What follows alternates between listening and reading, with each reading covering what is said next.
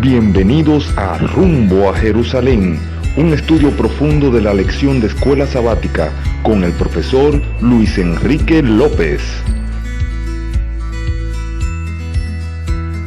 Lección número 7 para el 17 de agosto del 2019. Vamos a leer esta palabra. El Espíritu Santo nos dé fuerza para comprender la responsabilidad de este Dios viviente que quiere nacer todos los días, estar vivo allí todos los días en tu vida y en mi vida. Jesús y los necesitados. Servir a los necesitados, el título de la lección.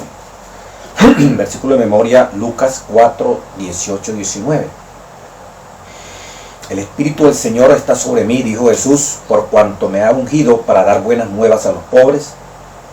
Me ha enviado a sanar a los quebrantados de corazón, a pregonar libertad a los cautivos y vista a los ciegos, a poner en libertad a los oprimidos y a predicar el año agradable del Señor. Nada menos y nada más, ¿verdad? Es la declaración de misión, como lo vamos a ver en uno de los títulos de los días que vamos a estudiar. Entre otras razones, para encarnarse, Dios hace ese hombre. Jesús vino a mostrarnos cómo es Dios. ¿Cómo es Dios? ¿Se acuerda Juan capítulo 14? Muéstranos al Padre. Y Jesús le dijo a Felipe, tanto tiempo yo andando con ustedes y ustedes no conocen al Padre. Yo y el Padre somos uno. Queremos ver a Dios. ¿Cómo es Dios? ¿Cómo es la manera de ser Dios? Privilegio que no tuvo ninguna civilización en la antigüedad. Que Zeus, que el Tammuz, que todos esos dioses famosos, Mitra, en Roma, ninguno de esos dioses caminó entre los hombres y lo vieron y lo testificaron. Dios se hizo carne y habitó entre nosotros, San Juan capítulo 1. Como dice aquí, Jesús vino a mostrar cómo es Dios. Ver a Jesús era ver a Dios. Vamos a verlo en el plano de los necesitados. El día domingo el cántico de María, mire, excelente, no se la pierda. La declaración de misión de Jesús, que fue lo primero que puso en alto en esa declaración de misión en Lucas 4. Jesús sana, propósito de la sanación de Jesús. Un espectáculo, un show, atrae gente a él por atraer. Miércoles, la purificación del templo, que significa cueva de ladrones. Y por último, el que más amó fue el más odiado, hasta el punto que lo sacaron de la escena humana, lo mataron. Vamos a estudiar algo. Termina la lección con ese punto de vista. Dice el día domingo el cántico de María. Esto es excelente, mire. Dice la lección aquí. Imagina la escena de María. Había recibido el mensaje. Y ya sorprendida porque iba a tener en su vientre nada menos que al Hijo de Dios. Llegó el ángel Gabriel unos días antes, le había dicho que ella sería la madre de Jesús, el Hijo del Altísimo. Ella aún no se lo había dicho a nadie. Iba a visitar a Elizabeth, una pariente que es mayor que ella. Vamos a leerlo aquí. Lucas 1, 39.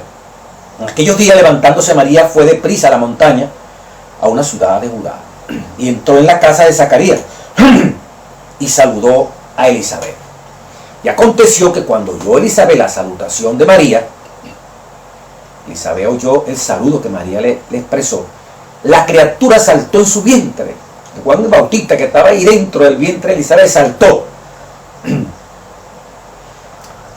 Y Elizabeth fue llena del Espíritu Santo y exclamó a gran voz, porque tenía el Espíritu Santo, y dijo, bendita tú entre las mujeres y bendito el fruto de tu vientre, María, pariente de ella, familiar de ella. ¿Por qué se me concede esto a mí, que la madre de mi Señor con S mayúscula venga a mí? Privilegio, ¿verdad? Porque tan pronto como llegó la voz de tu saludo a mis oídos, la criatura saltó de alegría en mi vientre. Y bienaventurada la que creyó, porque se cumplirá lo que le fue dicho de parte del Señor. Diríamos, bienaventurado el que cree, porque se cumple lo que le fue dicho de parte del Señor. ¿Qué te ha dicho a ti de parte de Dios? ¿Qué mensaje ha recibido usted y yo de parte de Dios? Felices los que creen, porque se cumplirá lo que Dios ha prometido. Palabra es poderosa, hermano. Miren lo que está diciendo aquí Lucas 1:45. Bueno, Lucas 1:46 a 55. Observa la combinación de alabanza entre lo que tiene significado para María. Y comienza un cántico hermoso. Porque me ha hecho grandes cosas el poderoso santo. Santo es tu nombre. Y lo que es importante en forma general. Particular, Dios le ha hecho grandes cosas y otras maravillas. Y en general, una descripción del reino de Jesús. Vamos a leer. Sigue diciendo aquí la Biblia. En la expresión del cántico que comienza a expresar la Virgen María. Versículo 46. Entonces María dijo: engrandece mi alma al Señor, y mi espíritu se regocija en Dios mi Salvador. Miren lo particular, porque ha mirado la bajeza de su sierva. No la agarró porque, tú sabes, se sentía ella grandota, era la más espiritual. No, ella se siente baja, porque ha mirado la bajeza de su sierva. Bajeza, su humildad, su humillación. Pues he aquí, desde ahora me dirán bienaventurada todas las generaciones. La mujer humillada será exaltada, humilde, porque me ha hecho grandes cosas el poderoso. Personal, santo es su nombre, su misericordia es de generación en generación a los que le temen. Ahora viene, María no se centra en ella misma, este cántico, porque ese mismo cántico, ¿te acuerdas? Cuando se cruzó el Mar Rojo, hoy está casi a la misma altura. María profetiza. 51, hizo proezas con sus brazos en forma general. Ahora deja de mirar a ella y mira lo que tiene a su alrededor. Ese Dios hizo proezas con su brazo, esparció a los soberbios en el pensamiento de sus corazones. Y mira lo que dice el 52-53, que el pastor aquí en el folleto le hace énfasis. Quitó de los tronos a los poderosos, Lucas 1:52, y exaltó a los humildes. A los hambrientos colmó de bienes, y a los ricos envió vacíos. María es tremenda, hermano. María está consciente de lo que es la opresión, de lo que es el poderoso cuando no está con Dios, y lo que es el miserable que sufre y padece. ¿Verdad? Quitó de los tronos a los poderosos y exaltó a los humildes. A los hambrientos colmó de bienes, y a los ricos envió vacío. Socorrió a Israel, su siervo, acordándose de la misericordia de la cual habló a nuestros padres, para con Abraham y sus descendientes para siempre. Y se quedó María con ella como 3 meses. Después se volvió a su casa. Qué excelente, ¿verdad? Este cántico tremendo. María, cuando el ángel se le aparece y le habla, dice el versículo 30, Lucas 1:30, entonces el ángel le dijo: María, no temas, porque has hallado gracia delante de Dios, y ahora vas a concebir en tu vientre, y darás a luz un hijo, y llamarás su nombre Jesús. Este será grande y será llamado Hijo del Altísimo, dijo el ángel, y el Señor Dios le dará el trono de David, y reinará sobre la casa de Jacob. Ya se le estaba diciendo a María quién iba a ser ese niño, y en ese reino que ese niño iba a ser, María exaltaba a Dios y le hacía ver ese Dios que quitó de los tronos a los poderosos y exaltó a los humildes. A los hambrientos colmó de bienes, y a los ricos envió vacíos. Mira lo que dice el folleto de Escuela Sabática. Después de que el ángel le anunció a María las buenas nuevas del nacimiento inminente, ella entonó lo siguiente: quitó de los tronos a los poderosos y exaltó a los humildes, y a los hambrientos colmó de bienes, y a los ricos envió vacíos. Es lo que acabamos de leer. Desde el mismo comienzo de la historia de la vida de Jesús en la tierra, se lo presenta como gobernante, pero de un tipo de reino diferente a los terrenales. Según lo describen muchos comentaristas, el reino de Dios que Jesús vino a fundar y establecer era un reino al revés. Dice la expresión, era un reino al revés, en comparación con el orden social habitual de los reinos de este mundo. En las descripciones que tenemos del reino de Jesús, los más poderosos y ricos de este mundo son los más bajos en importancia. Folleto Escuela Sabática, domingo 11 de agosto. Los más poderosos y ricos de este mundo son los más bajos en importancia. Y los pobres y los oprimidos son liberados, colmados y exaltados. Como decía María, quitó de los tronos a los poderosos y exaltó a los humildes. A los hambrientos colmó de bienes y a los ricos envió vacío. Dice aquí la lección. Si la iglesia es una expresión del reino de Dios, y estamos viendo, de acuerdo a lo que dice el folleto, la descripción que hace la Virgen, que hace María, esta mujer de Dios, de lo que va a ser el reino, como dice aquí el pastor. Cristo vino a establecer un reino al revés, ¿verdad? Quitó de los tronos a los poderosos y exaltó a los humildes, a los hambrientos colmó de bienes y a los ricos envió vacíos. Dice, si la iglesia es una expresión del reino de Dios, ¿cuán bien representa el reino al revés este? El reino al revés, porque normalmente todos los reinos lo establecen son los poderosos, los conquistadores, los que tienen más plata, los que son capaces en la antigüedad matar más gente. Hoy en día los que son capaces de manipular y labrar la conciencia a la gente y comprar a gente, ¿verdad? Con toda una maquinaria para que estén a favor de ellos. Se hacen del poder. El reino es de los poderosos. Y cuando están en ese poder no quieren soltarlo porque se hacen más ricos y ricos y ricos, excepto unas poquísimas excepciones en el mundo. Pero este reino de Cristo es al revés. Este reino de Cristo es que Cristo viene a inaugurar, como dice aquí. Este reino, tenemos un reino donde Jesús, los más poderosos, ricos de este mundo, son los más bajos en importancia. Aquí no se le da relevancia. Cristo no vino a buscar a los ricos por ricos, poderosos por poderosos, que también necesitan salvación, pero su reino, su base fundamental no era para los acomodados, para los que aparentemente tienen todo y no necesitan nada. Y los pobres y los oprimidos son liberados y colmados de bendición. Si la iglesia es una expresión del reino de Dios, ¿qué bien representa el reino al revés? ¿Cuán bien representa el reino al revés que describió María, tu iglesia y mi iglesia? ¿De qué forma se puede dar el ejemplo de esto? Pero sin ser injusto por los ricos y los poderosos que también recibieron el amor de Cristo. O sea, en la iglesia, ¿cómo este reino al revés se practica? ¿Será que caemos en el prejuicio de pretender que los más poderosos económicamente, por títulos y todo, esos son los que tú sabes, esos son los reyes, pues? Esos son los que dirigen el reino. Para ellos hizo la iglesia. Y entonces despreciamos a los demás.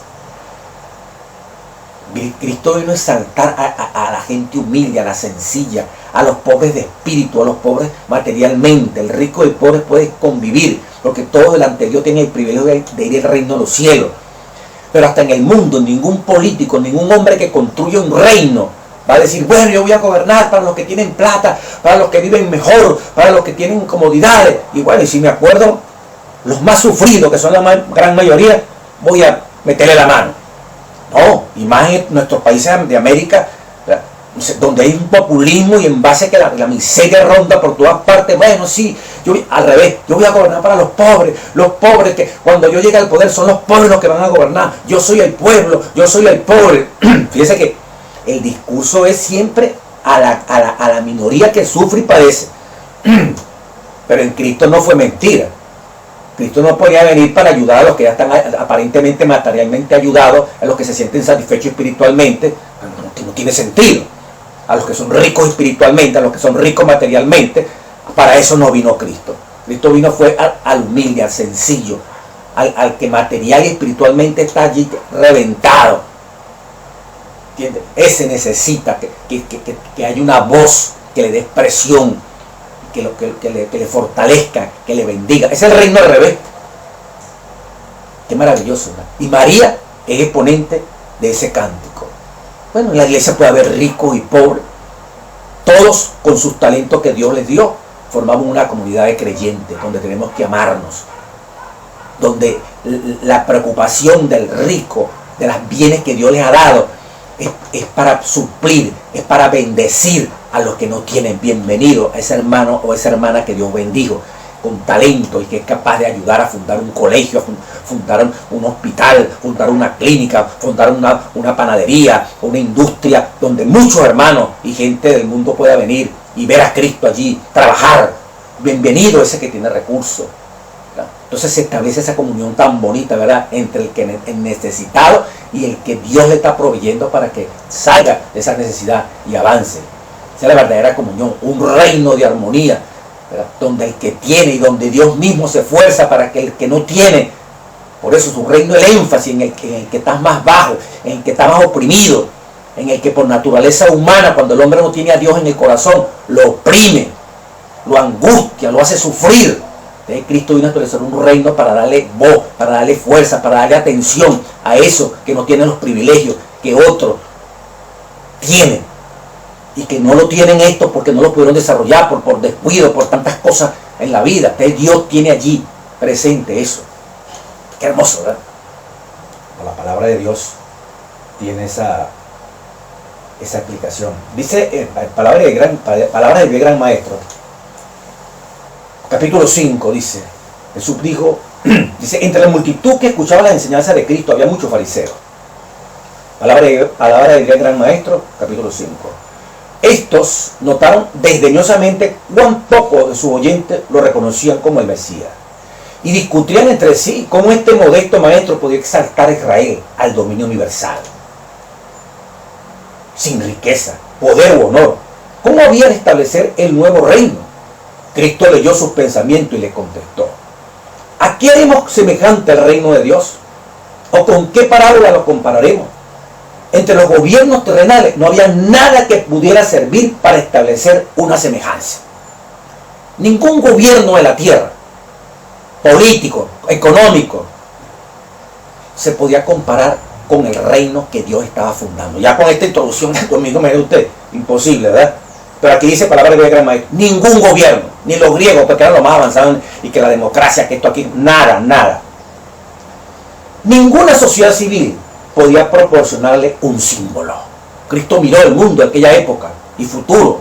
No hay nada que, ni lo que por venir, ni lo presente, ni el pasado, que pueda servir de modelo a mi reino, en el cual tú y yo hemos sido llamados. Mire la particularidad.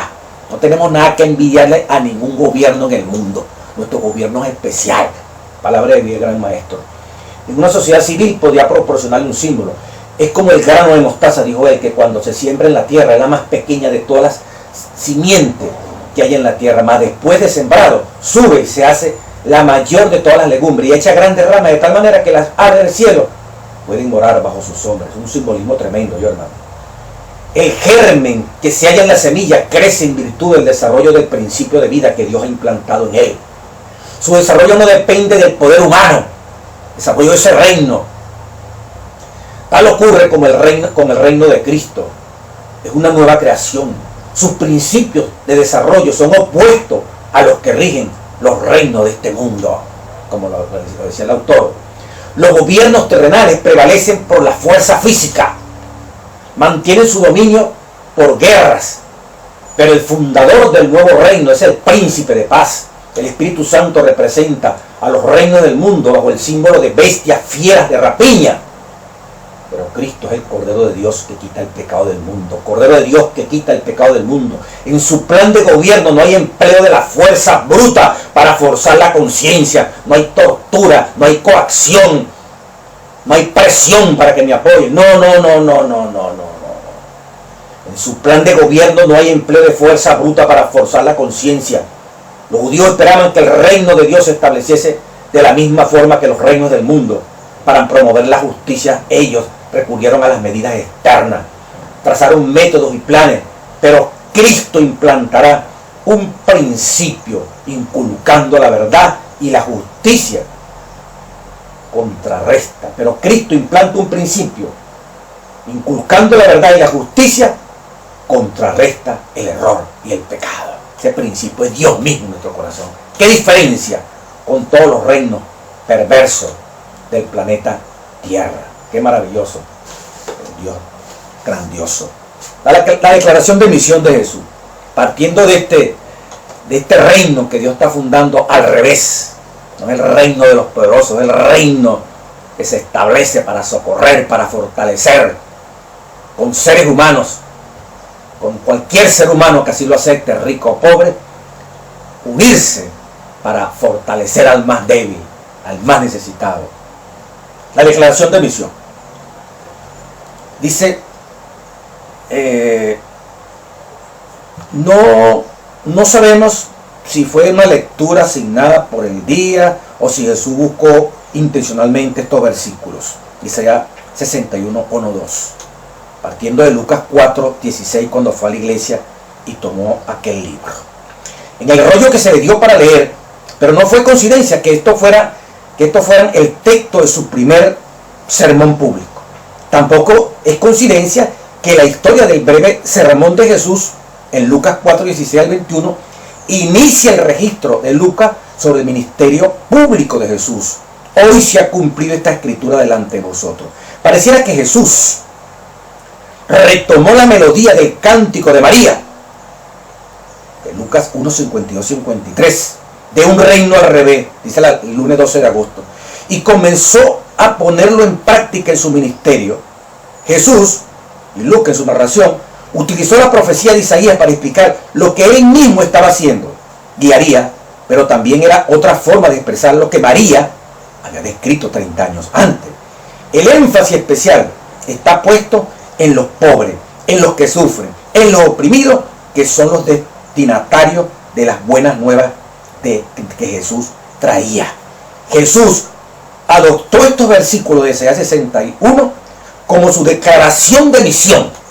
Fíjense, cuando Jesús da el primer sermón público, utiliza, como dice el actor aquí, lo que hace 30 años la Virgen María había cantado.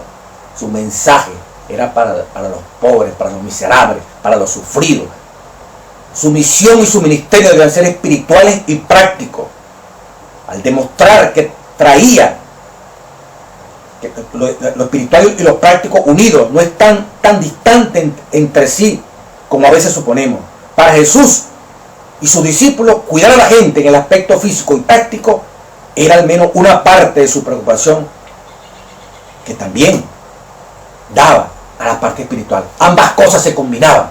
La gente tenía que ver a Dios a través del servicio, a través del cuidado. Entonces, la declaración de misión de Jesús, la primera declaración del reino, Lucas 4, 16. ¿Qué dice Lucas 4, 16? Palabra de Dios. ¿Qué dice la palabra inspirada allí? Dice el libro 17 de Isaías: el Espíritu del Señor está sobre mí, por cuanto me ha ungido para dar buenas nuevas a los pobres. Me ha enviado a sanar a los quebrantados de corazón, a pregonar libertad a los cautivos, vista a los ciegos, a poner en libertad a los oprimidos y a predicar el año agradable del Señor. Y enrollando el libro lo dio a los ministros y se sentó, y los ojos de todos en la sinagoga estaban fijos en él. Y comenzó a decirle: hoy se ha cumplido esta escritura delante de vosotros. Ha venido el Mesías, cuya misión la acabo de narrar. Vengo a auxiliar, a darle vista a los ciegos, a los pobres. El Mesías, inaugurando un reino para que tengan salvación, sanación física y espiritual. Unido todo eso. Habrá muchos que se aprovecharon, como los 10 leprosos. 9 ni siquiera le dieron las gracias a Jesús. Uno solo se devolvió y ese recibió sanación. Todos se fueron sanados, pero este recibió sanación física y espiritual. Va a haber gente que se va a aprovechar, pero echa tu pan al agua. Eso testificará en el día del juicio, que el amor de Dios los llamó, que el amor de Dios suplicó, le buscó la manera de atraerlos a sus brazos de amor. Dice en Lucas 4:16 y con también Lucas 7:18 al 23, dice la palabra de Dios. ¿Qué crees que Jesús respondió? ¿Por qué crees que Jesús respondió de esta manera? ¿De qué forma respondería a preguntas similares? Juan el Bautista se sintió conmovido, ¿verdad? Fuertemente, después que se le manda a la cárcel, condenado a muerte. 7:18. Los discípulos de Juan le dieron las nuevas de todas estas cosas. Llamó Juan a 2 de sus discípulos y los envió a Jesús para preguntarle: ¿eres tú el que había de venir o esperamos otro? ¿Y cuál fue la respuesta de Jesús? No fue doctrinaria convencerlo. Jesús, diríamos, muéstrale a Juan, le mandó a decir, mi declaración de misión. ¿Cuál es esa declaración de misión? En esa misma hora, dice 7:21, sanó a muchos de enfermedades y plagas espirituales, y muchos ciegos le dio la vista. Y respondió Jesús y les dijo: id y haced saber a Juan lo que habéis visto y oído. Los ciegos ven, los cojos andan, los leprosos son limpiados, los sordos oyen, los muertos son resucitados, y a los pobres he anunciado el evangelio. Mira las dos cosas, teoría y práctica. ¿Eres tú el que había de venir o esperamos otro? El que había de venir, su característica básica era esta declaración de principio. Cuando Juan el Bautista, no, tranquilo, ese es el que estábamos esperando. Si bien debían anunciar que el reino de los cielos, los discípulos, se ha acercado, las instrucciones adicionales de Jesús a sus discípulos fueron: sanad enfermos, limpiad leprosos, resucitad muertos, echad fuera demonios, de gracia recibiste, dad de gracia. Mateo 10:8. La misión de los discípulos que realizaban en nombre de Jesús era reflejar y promulgar los valores y los principios del ministerio de Jesús. Los discípulos también se unieron a Jesús en su misión de exaltar a los últimos, los más pequeños y los perdidos. Los discípulos también se lanzaron a predicar el reino al revés. No el reino que busque, que se quiere establecer en base al poder, a la fuerza, a la opresión, también llevarlo a la iglesia. No, el reino donde están los hombres y mujeres que necesitan riqueza espiritual. Y al tener esa riqueza espiritual, tenemos también la bendición material para compartir con nuestra comunidad, para compartir comunidad de la iglesia con los que están afuera, con el que sufre. Este es el reino que viene a darle, repito otra vez, voz, que viene a darle expresión, que va a visibilizar a los que están padeciendo, sufriendo, estresados, angustiados, que no tienen nada. Ese reino es el verdadero reino que Dios quiso establecer. Y todo el poder para poder proveer alimento, ropa, medicina, está en esa palabra cuando se tiene aquí en el corazón. Jesús dijo: no es más importante la vida que el cuerpo. 40 años en el desierto Israel y no estaba trabajando para comer. ¿Cómo está la vida? No, aquí trabajando para comer. O sea, como para comer y para poder vivir. Como si la vida dependiera del trabajo por trabajo. Israel 40 años en el desierto no tenía chance de trabajar y Dios le proveía palabra. Por eso cuando Satanás se le apareció a Jesús: convierte estas piedras en pan. La respuesta que dio Jesús bíblicamente: no solamente el pan vive el hombre, sino la palabra de Dios.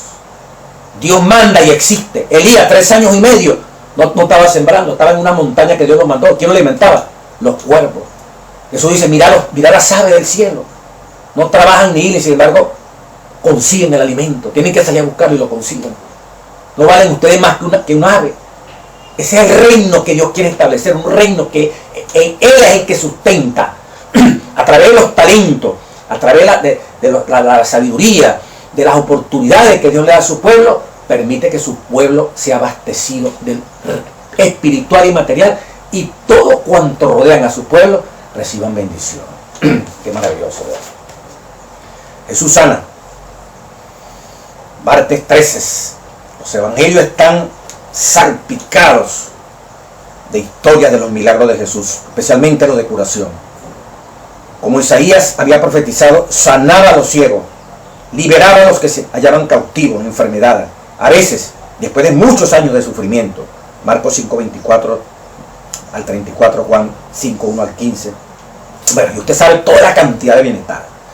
Dice: cabría esperar que estos milagros hubieran tenido la intención de atraer a las multitudes. No, esto lo está haciendo Jesús para montar un show y demostrar sus poderes a tantos escépticos y críticos. Pero no siempre fue así. Hubo un momento que sí, hubo que demostrar: yo tengo poder para perdonar y sanar. Pero no siempre fue así. Y las circunstancias ameritaban que Dios pusiera su sello. El que estaba caminando allí no era un charlatán, no era un tipo endemoniado haciendo milagros, era la divinidad. Dice así, sigue diciendo, pero no siempre fue así. A menudo Jesús les indicaba a los sanados que no se lo contaran a nadie. Con todo, los milagros de curación de Jesús eran una expresión de su compasión. Ahí está el fondo. ¿Por qué hace milagros Jesús? ¿Por qué se hace una clínica abierta? ¿Por qué se hace un operativo de salud? ¿Cuál es el objetivo? Darnos a conocer. ¿Cuál es el objetivo? Que la gente crea en nosotros y entonces apoye para fundar una iglesia. ¿Cuál es el objetivo? Mostrar que tenemos médicos, que tenemos naturistas, que tenemos gente, psicólogos, psiquiatras. ¿Cuál es el objetivo? El objetivo de toda curación, de toda obra de servicio, lo que motiva el corazón, no es estructural, no es horizontal. Miren lo que dice aquí. Con todo, los milagros de curación de Jesús eran una expresión de su compasión. Es la compasión. ¿Dónde está eso, hermano? Bueno, que lo dice el folleto el día martes 13. Por ejemplo, en el periodo previo a la alimentación de los 5,000, Mateo narra, Mateo 14:14. Y saliendo Jesús vio una gran multitud. Mateo 14:14. Voy a buscar. Porque es grave lo que estoy diciendo. Es difícil, pues, a veces entenderlo. Y saliendo Jesús vio una gran multitud y tuvo compasión de ellos y sanó a los que de ellos estaban enfermos. ¿Qué fue lo que movió a Jesús a sanar? Tuvo compasión. Cuando nosotros hacemos un operativo de salud, cuando nosotros hacemos una obra de caridad, cuando nosotros hacemos un servicio, cuando hagas un servicio, cuando Dios te llama a ser como este hombre que está aquí, un buen samaritano, lo que nos mueve, lo que nos mueve es la compasión, el dolor del otro, ver sufrir al otro, ver al otro que necesita que se le visite para darle un consejo, sea rico, sea pobre, ver a aquel pobre que está tirado allí y no hay quien lo desprecia, las moscas se lo están comiendo, ¿verdad? Limpia al leproso. Lo que nos mueve es el dolor de ese leproso que está desvalido. No que me conozcan a mí, ni me conozcan de que yo estoy de una iglesia X, Y o Z. Lo que me mueve es la compasión. Ese es el método de Jesús. Y después vendrán, conocerán quién soy yo. Cuando Jesús sanó al paralítico, no le dijo: yo soy Jesucristo, vengo a sanarte para que me siga. El de Betesda, ni sabía que era Jesús. Los judíos le preguntaron: ¿y quién te sanó? Yo no sé, pero fue que me he sanado. Y el tipo creyó. Jesús le movía la compasión. Aquel hombre buscaba sanar si no podía, porque siempre había un vivo que llegaba a la fuente y lo salpicaba de agua, como era la tradición que ellos decían, y el que lo salpicaba se sanaba. Aquella mujer, 18 años allí endoblada, y no había podido ser sanada.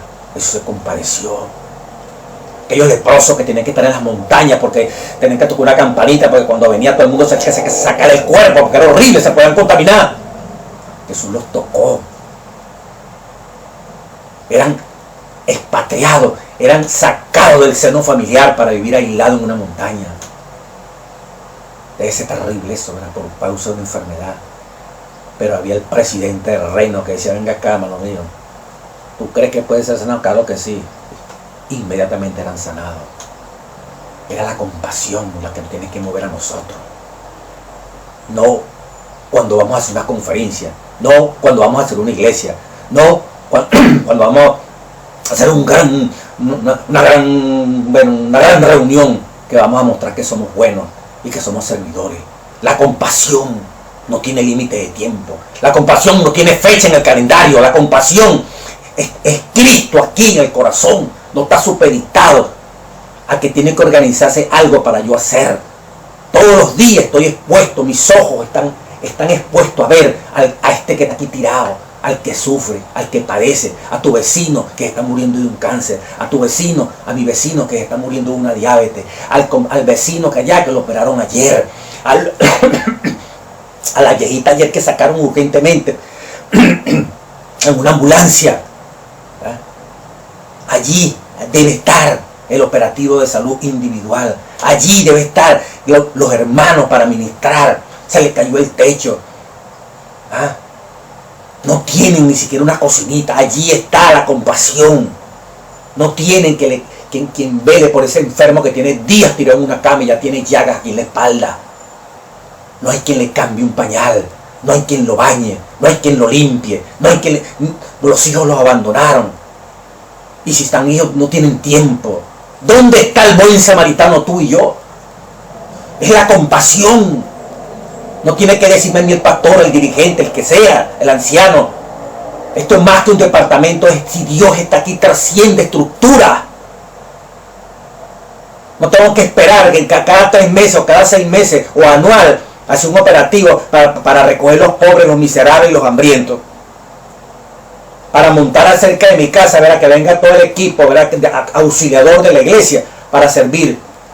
¿Por qué lo estoy haciendo? Porque pronto voy a fundar una iglesia por aquí. Porque quiero demostrar que la iglesia es la verdadera. Entonces lo que tiene que moverme es la compasión como Jesús, chico.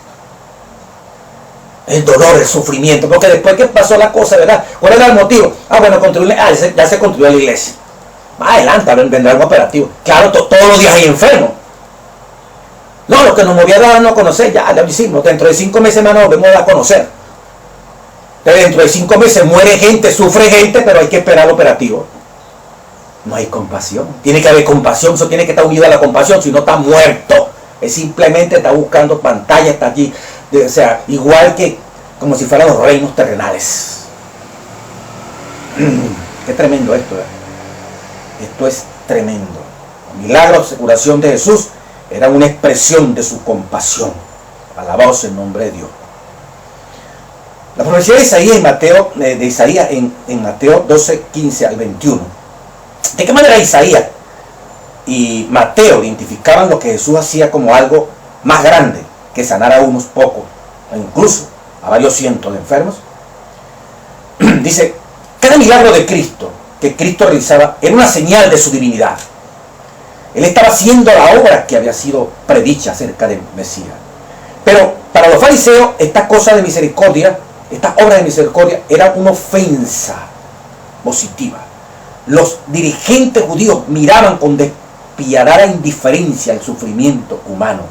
En muchos casos su egoísmo y su opresión habían causado la aflicción de Cristo, que Cristo le tocaba lidiar. Así que sus milagros le eran un reproche. En muchos casos su egoísmo y opresión habían causado la aflicción que Cristo aliviaba. Así que sus milagros le eran un reproche.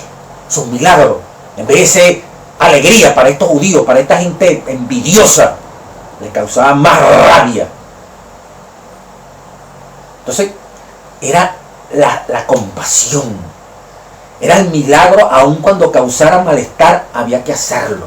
El milagro se hacía para demostrar en momentos determinados que quien estaba detrás del milagro era el papá de la compasión, era Dios hecho carne, ese Dios del Antiguo Testamento de hoy y de siempre. La autoridad de Dios sobre el cuerpo para sanar, para curar instantáneamente. En momentos especiales, da vista a un ciego, hermano, un ciego de nacimiento que no tiene ninguna estructura cognitiva aquí de lo que es un árbol, una casa. Y sin embargo el hombre ve y define las cosas. No hay remedio, no hay ciencia que explique eso. Porque es el Dios Todopoderoso. No está limitado a tiempo, de manera instantánea esa palabra, esa energía que se produjo para fundar el universo, dice el Nahuay, ahí está contenida en cada palabra que Jesús decía, en cada palabra que está escrita aquí.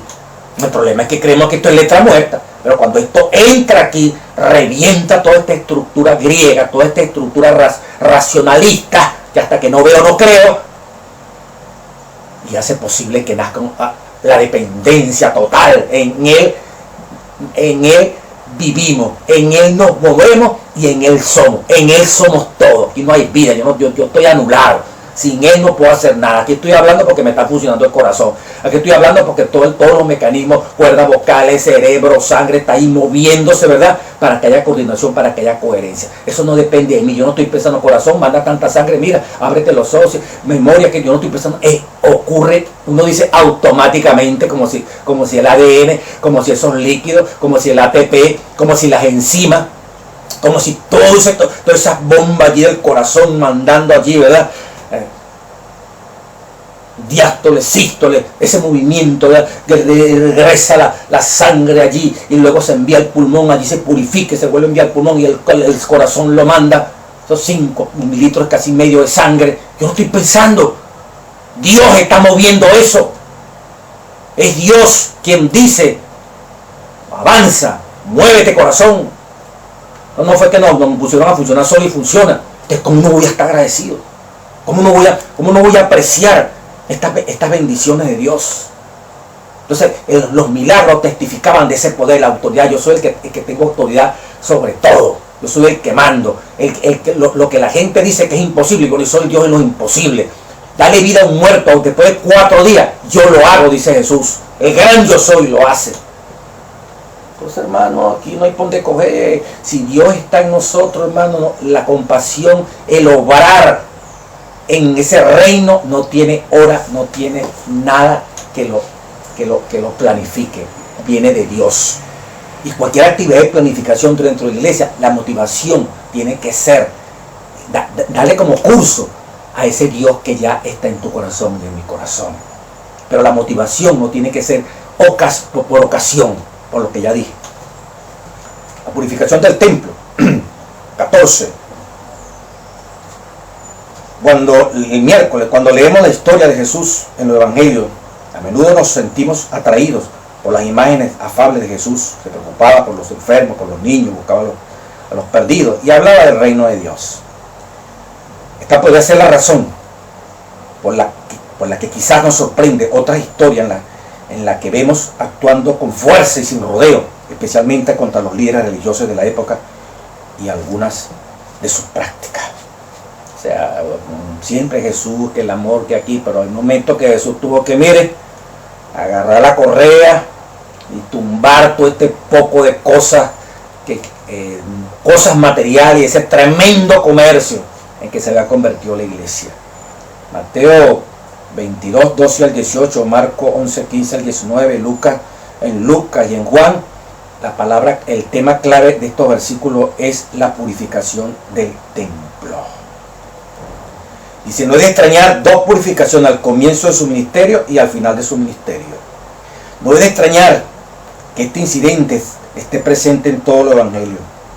Es una historia llena de drama, de acción y pasión. Jesús obviamente estaba preocupado por esta forma de utilizar el templo y por el reemplazo de la adoración verdadera con la venta de animales de sacrificio. ¿Vieron que viene aquí? Esto es terrible. Qué profanación de todo lo que representaban esos sacrificios, que era su muerte sustituta por los pecados del mundo. Lo que simbolizaban esos corderos, que era la muerte del unigénito Hijo de Dios, que Dios arrancó de su seno a su Hijo para enviarlo aquí a la tierra, y que entonces ahora se convierte en un objeto, se convierte en una mercancía. Lo que implicaba ese símbolo, la salvación de la humanidad, el rescate de la humanidad, se comercializó. ¿Cómo podía sentirse Cristo al ver esto? Horrible, ¿verdad? Una interpretación tan directa concuerda perfectamente con la tradición de los profetas hebreos. Los autores del Evangelio sugieren este aspecto en cada uno de sus relatos cuando citan a Isaías y a Jeremías o a los Salmos para explicar lo que estaba sucediendo en la historia. El pueblo reconocía que Jesús era el profeta y acudía a él mientras sanaba y enseñaba. En el atrio del templo, después de haber expulsado a los mercaderes y a los cambistas, esta era la gente que encontró sanidad en su toque, y la esperanza crecía en su corazón mientras escuchaban sus enseñanzas. Voy a buscarlo en el Evangelio de Mateo, capítulo 21. Mire cómo dice. Versículo 13 dice, y les dijo, Cristo está, mi casa, casa de oración será llamada, mas vosotros la habéis hecho cueva de ladrones. Y vinieron a él en el templo ciegos, cojos, y los sanó. Hermano, la casa de Dios se ha convertido en eso. Pero esta palabra cueva de ladrones, ¿por qué Jesús está pisoteando el símbolo de redención, el símbolo del mayor sacrificio que podía hacerse por el ser humano? Jeremías capítulo 7, lo leímos en estos días, menciones anteriores. He aquí, Jeremías 7:8, vosotros confiáis en palabras de mentira que no aprovechan. ¿Cuáles son las palabras de mentira? Jeremías 7:4, no fiéis en palabras de mentira diciendo templo de Jehová, templo de Jehová, templo de Jehová es este. Versículo 8, he aquí vosotros confiáis en esa palabra, hurtando. He aquí vosotros confiáis en palabras de mentira, Jeremías 7:8, que no aprovechan. ¿De qué manera? Hurtando, matando, adulterando, jurando en falso, incensando a varios, andando tras dioses extraños que no conocéis. Y decir que no, este es templo, templo, templo. Versículo 10. Vendré y os pondré delante de mí en esta mi casa, sobre la cual es invocado mi nombre. Va a venir después que tú haces eso, aquí en mi casa, y diréis, librados somos, en otras palabras, salvos somos, estamos salvos, para seguir haciendo todas estas abominaciones. Después que ustedes hacen eso, ¿verdad? ¿Qué es lo que hacen? Bueno, hurtan, matan, adulteran, juran en falso, etcétera, etcétera, etcétera. Ustedes vienen a mi casa. Y en mi casa, entonces se encuentran, ya estamos salvos. Vamos a la iglesia, ya estamos curados, ya estamos sanos. Librados somos y seguimos haciendo lo mismo. Entonces viene el versículo 11. Es cueva de ladrones delante de vuestros ojos esta casa sobre la cual es invocado mi nombre. Entonces mi casa es una cueva de ladrones, una cueva de vagabundos allí, de asesinos, como dice aquí, los que roban, los que matan, los que adulteran, los que juran en falso. Hacen eso, vienen a la iglesia, entonces yo los santifico, se lavan la cara con Dios para seguir haciendo lo mismo. Dice Jeremías 7:10. 11. Esta es cueva de ladrones. Andad ahora a mi lugar en Silo, donde hice morar mi nombre al principio, y ve lo que hice por la maldad de mi pueblo Israel. Silo quedó destruida. Aprendan, hermano mío. Me está diciendo Dios. No crean que llegar a la iglesia y adorar y tener una responsabilidad X, Y, pastor, anciano, director, lo que sea usted, Dios se olvida de que estamos en pecado y que entonces por el hecho de estar allí, ya eso nos santifica como hacían estos vagabundos. Ya librados somos y estamos haciendo maldad y maldad. Pero estamos en el templo. El templo cubre todo. Dios lo que quiere es que estemos en el templo, que allí, que adoremos, que cantemos, que digamos el canto, que seamos esto y el otro. No, hermano, Dios no puede ser burlado. Dios no puede ser burlado. Eso se parece mucho a lo que leíamos también en las lecciones anteriores. El libro de Marcos. Marcos 12, 38. Y le decía en su doctrina, guardado de los escribas. En Mateo 23 dice escribas y fariseos, que les gusta andar con largas ropas, pantallando. Versículo 40. Que devoran las casas de las viudas y para suplir su falta de honradez, que es lo mismo pretexto, dice el Araguay, hacen largas oraciones. Roban a las viudas, los escribas, los mejores intérpretes, los intérpretes por excelencia de la ley de Dios, los doctores de la ley eran los escribas, los que más conocían la Biblia. Diccionario Adventista dice, hoy serían los pastores y los eruditos. Y en este contexto histórico eran los más opresores. Robaban a las viudas, se aprovechaban de su piedad. ¿Y después qué hacían? Como pretexto, como para justificarse, como dice Elena White, para cubrir la falta, hacen largas oraciones. Al llegar al templo, al llorar, ya Dios me limpió del robo que hice. Igualito como Jeremías 7. Estos, dice aquí, recibirán mayor condenación. Hermano, por eso Jesús, cuando vio que su templo estaba siendo corrompido, tumbó la mesa de los campistas al principio y al final y acabó con ese negocio. Inmediatamente brilló el reino ¿Para quién venía Cristo? No para esto que quieren es aprovecharse de la oveja y engordarse a costilla de la oveja. Los pobres, los ciegos vinieron y le adoraron. Para ellos el reino. No es que un rico no pueda venir, pero tiene que humillarse, tiene que sentir que lo que él tiene se lo dio Dios. No solamente para él, sino para compartir con su familia y con los demás. Ya que Dios le ha hecho, le ha dado esa bendición como el joven rico. Pues que Cristo no le dijo, no, por ser rico eres malo. No, no. Es por no querer amar al prójimo, de compartir sus bendiciones materiales. Anda y vende y da a los pobres. Es por no querer dar a los pobres de todo lo que Dios le había dado que rechazó a Jesús. No era porque fuera rico ni tuviera talento para producir plata. Es que tenía que... El nuevo reino exigía de que el que tiene bien es para poner sus bienes al servicio de la causa de Dios, chico. Tiene 4 o 5 casas y pagan en una de esas casas lo que Dios le va a decir, mire, comparta con el hermano. Vamos a montar una clínica. Vamos allá a montar un refugio para tantos inmigrantes venezolanos que están rodando hoy por el mundo. Vamos a montar un refugio, un centro de rehabilitación para tanta gente que tiene problemas de droga y de alcohol. Vamos a montar una casa para ayudar a esas mujeres que están madres solteras y que están llevando palo y sufriendo, atropelladas por esos hombres diabólicos que no respetan lo que es una mujer delante de los ojos de Dios. Vamos a darle ayuda, vamos a darle fortaleza, vamos a vender estos bienes que usted tiene, ¿verdad?, como rico, y vamos entonces a montar una gran empresa para darle empleo a tantos hermanos que necesita.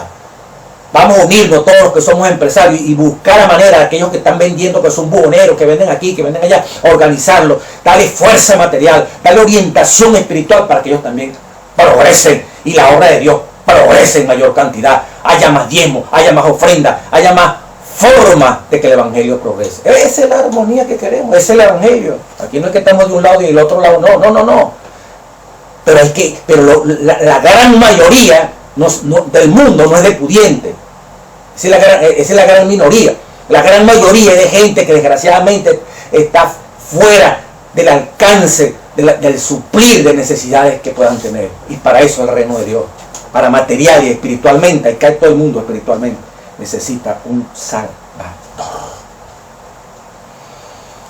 Dice, como miembros de iglesia, ¿qué podemos hacer por nuestra parte para garantizar que nuestras iglesias locales nunca se conviertan en lugares que necesitan lo que el templo precisaba en los días de Cristo? ¿Qué podemos hacer para que nuestras iglesias, dice aquí la parte final del miércoles, no se conviertan en una cueva de ladrones? ¿De qué forma podemos evitar estos peligros espirituales? De hecho, ¿cuáles podrían ser algunos? A veces la iglesia, mire, se convierte, como lo puse aquí, en un club para hacer relaciones sociales. A veces se convierte la iglesia en un lugar de entretenimiento. Y como lo leíamos en las citas anteriores, en un lugar para mitigar nuestras penas. A veces la iglesia se convierte como un programa de televisión. Hay que buscar cantantes nuevos, hay que buscar predicadores nuevos, todo tiempo hay que estar buscando gente del extranjero, gente de afuera que venga a mantener en expectativa, a mantener entretenidos a los hermanos. ¿Qué es eso? La iglesia no es para entretener. La iglesia no es para estar manteniendo a nadie desfasada de Dios y gozándose una música, gozándose un juego. Eso no está en el plano espiritual 100%. Eso pasa a un terciario, un cuarto lugar, en el sentido de que nos gocemos en un himno. Sí, eso es parte del ritual. Pero la iglesia fue concebida como la fortaleza de Dios, con el canto, con la predicación, con la comunión de los unos con los otros, y lleno del Espíritu podamos mostrar a Cristo a todas las personas. Pero si la convertimos, hermano, si no hay juego, si no hay entretenimiento, si no hay un teatro, entonces la gente se aburre. Si no hay una música con batería que nos ponga allí a mover, casi como bailando al ritmo allí, no tenemos vida. ¿Qué es esto? Entonces es una distorsión terrible. La razón de estar en una iglesia no es para que nos entretenga, para que nos arrullen, para que podamos dormir de tanto trabajar los 6 días a la semana, para buscar paz y seguridad. No, hermano mío, esto se está cayendo. Y hay un mundo de problemas afuera donde nos toca a nosotros involucrarnos como la sal de la tierra, como la luz del mundo en esta generación perdida, como dice Filipenses. Y por último, hermano, la cruz de Cristo. Qué terrible, como dice aquí la lección. El hombre más bondadoso, el hombre que Dios hecho hombre, que no hubo nada de maldad, que lo que hubo fue bien, bien, bien. El que mayor suma de bien, porque era Dios mismo, le dio a la humanidad, fue el más odiado, fue el más incomprendido. Ni aun sus discípulos lo comprendieron. Hechos 1, ya yendo al cielo, todavía quieren que Cristo tumbe a los romanos y los ponga a ellos. Israel se convierta en un reino político universal. El más incomprendido en su familia y aún con sus propios discípulos. Jesús lleva una vida de solo. Y para añadirle de desprecio, de incongruencias, su misma intimidad con sus discípulos, sintió traición. Pero ahí estaba esa iglesia que estaba formando. Y gracias a eso hoy existimos nosotros. Pero el odio más acérrimo se encendió contra Jesús.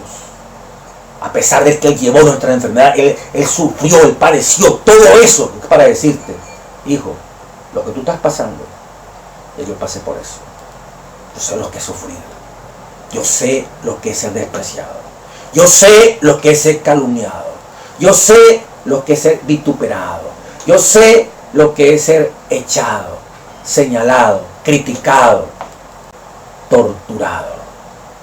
Permita a Dios nos dé fuerza y sabiduría para seguir adelante en estos caminos santos. Y que el Rey de Reyes en nosotros, a pesar de todo lo que tengamos que pasar, aunque ande valle de sombra y de muerte, no temeré mal alguno, porque su vara y su callado nos infundirán aliento. Servir es nuestra consigna, porque Dios es el Dios del servicio.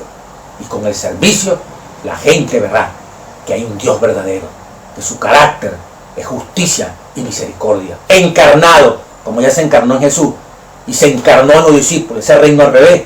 Tu iglesia, mi iglesia, yo como miembro de iglesia, tú como miembro de iglesia, ese reino al revés, sin fuerza ni opresión, lo sigamos llevando adelante. Rumbo a Jerusalén, y nos vemos en la próxima lección.